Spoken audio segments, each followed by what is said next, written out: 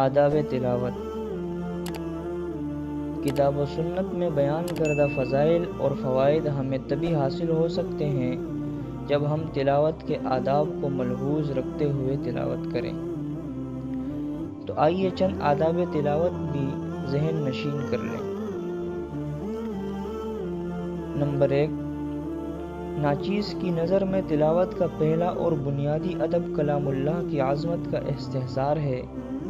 تلاوت سے قبل یہ سوچ لیا جائے کہ یہ میرے خالق و مالک اور جہانوں کے بادشاہ کا کلام ہے۔ یہ وہ کلام ہے جسے اگر پہاڑوں پر اتارا جاتا تو وہ ریزہ ریزہ ہو جاتے۔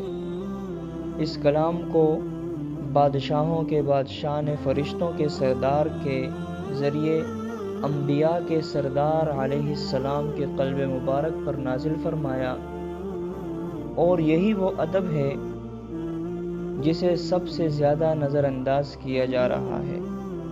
خدا را سینے پر ہاتھ رکھ کر بتائیے کہ وہ شخص جو لاپرواہی سے تیزی سے قرآن پڑھتا چلا جاتا ہے، یا جسے محض اپنی آواز کا جادو جگانا مقصود ہے، یا چند لقموں کی خاطر قرآن خوانیاں کرتا پھرتا ہے، کیا واقعی اس کے دل میں کلام اللہ کی عظمت پائی جاتی ہے؟ نمبر 2، تلاوت کیا ہر عبادت کی قبولیت کے لیے بنیادی شرط اخلاص ہے، یعنی تلاوت سے اصل مقصد یہ ہو کہ اللہ پاک کی رضا مجھے حاصل ہو جائے۔ اخلاص کا دل میں نہ ہونا شقاوت اور بدبختی کی علامت ہے۔ رسالہ قشیریہ میں ہے کہ ابو عثمان حیری رحمہ اللہ نے محمد بن فضل رحمہ اللہ سے سوال کیا کہ شقاوت کی علامت کیا ہے؟ تو انہوں نے فرمایا 3 چیزیں ہیں: یرزق العلم ویحرم العمل، ویرزق العمل ویحرم الاخلاص، ویرزق صحبت الصالحین ولا یحترم لهم۔ ایک یہ کہ کسی کو علم دیا جائے اور عمل سے محروم کر دیا جائے، دوسرے یہ کہ عمل کی توفیق دی جائے مگر اخلاص سے محروم کیا جائے، اور تیسرے یہ کہ صالحین کی صحبت میسر ہو مگر ان حضرات کا دل سے احترام نہ کیا جائے۔ نمبر 3، اس یقین کے ساتھ تلاوت کی جائے کہ ہدایت، نصیحت، ایمان، یقین اور نور سب کچھ اسی سے حاصل ہو سکتا ہے، اور قرآن سے ہدایت کے حصول کے لیے ضروری ہے کہ اسے ٹھہر ٹھہر کر اور غور و فکر کے ساتھ پڑھنے کی کوشش کی جائے۔ نمبر 4، تلاوت سے قبل وضو کر لیا جائے، کپڑے بھی صاف ستھرے پہنے جائیں اور جگہ بھی پاک صاف منتخب کی جائے۔ نمبر 5، تلاوت کرتے وقت با ادب ہو کر بیٹھیں اور انتہائی توجہ اور یکسوئی کے ساتھ تلاوت کریں۔ یہ صرف مستحب ہے، ورنہ اگر کوئی چلتے پھرتے بے وضو تلاوت کرے تو یہ بھی جائز ہے۔ نمبر 6، تلاوت سے قبل منہ کو مسواک یا منجن وغیرہ سے صاف کر لیا جائے۔ نمبر 7، تلاوت سے قبل تعوذ یعنی اعوذ باللہ من الشیطان الرجیم پڑھ لیں۔ نمبر 8، ترتیل و تجوید کے قواعد کا خیال رکھتے ہوئے تلاوت کی جائے۔ سورہ مزمل میں ہے وَرَتِّلِ الْقُرْآنَ تَرْتِيلًا۔ ترجمہ: قرآن کی تلاوت ترتیل کے ساتھ کیا کریں۔ نبی کریم صلی اللہ علیہ وسلم ٹھہر ٹھہر کر تلاوت کیا کرتے تھے۔ فر تلاوت کرنا آپ صلی اللہ علیہ وسلم کی عادت ہرگز نہ تھی۔ مذکورہ بالا آیت اور دوسرے نصوص کی بنا پر اہل علم کہتے ہیں کہ تجوید کی رعایت ضروری ہے، اور تجوید کی رعایت نہ رکھنے والا گنہگار ہے۔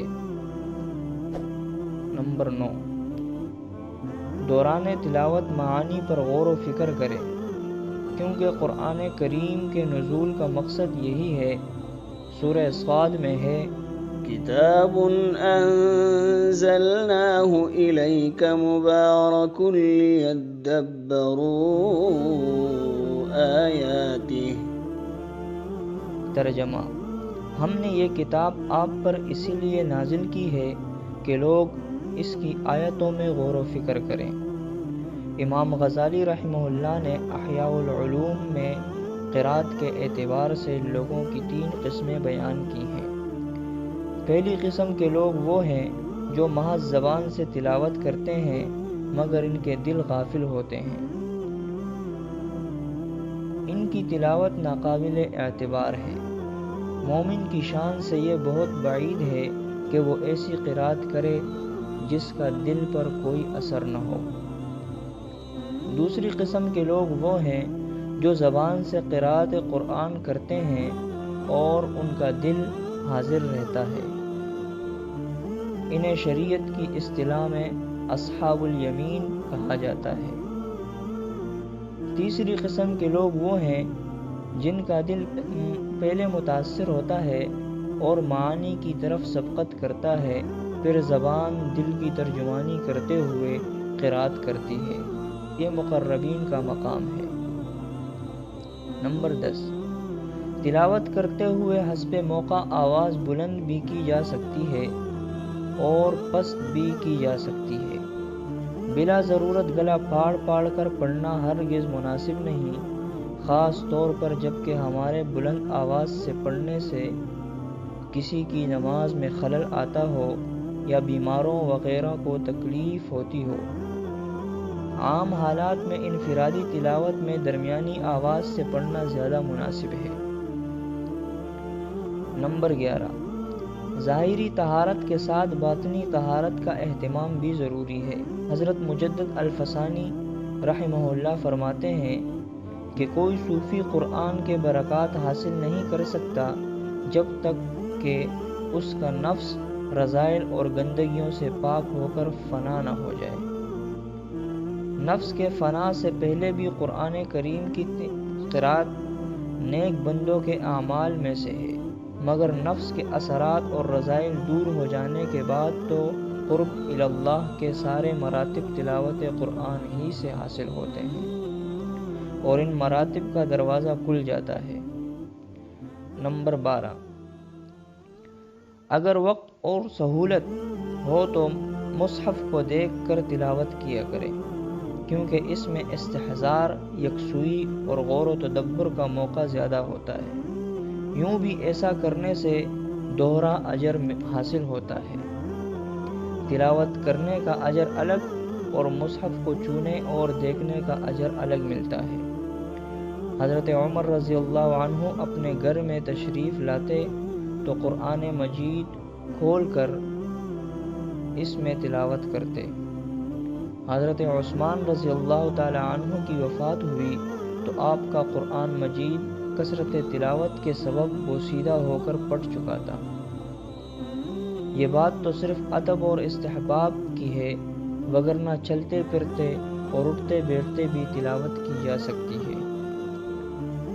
نمبر 13، قرآن کریم کی تلاوت کرتے ہوئے اس کی تعلیمات کے آئینے میں اپنی شکل دیکھنے کی بھی کوشش کیجیے، اور اگر یہ آئینہ آپ کو جھوٹ، خیانت، بخل، بزدلی، حب دنیا، تکبر، حرص و ہوس، فحاشی و بدکاری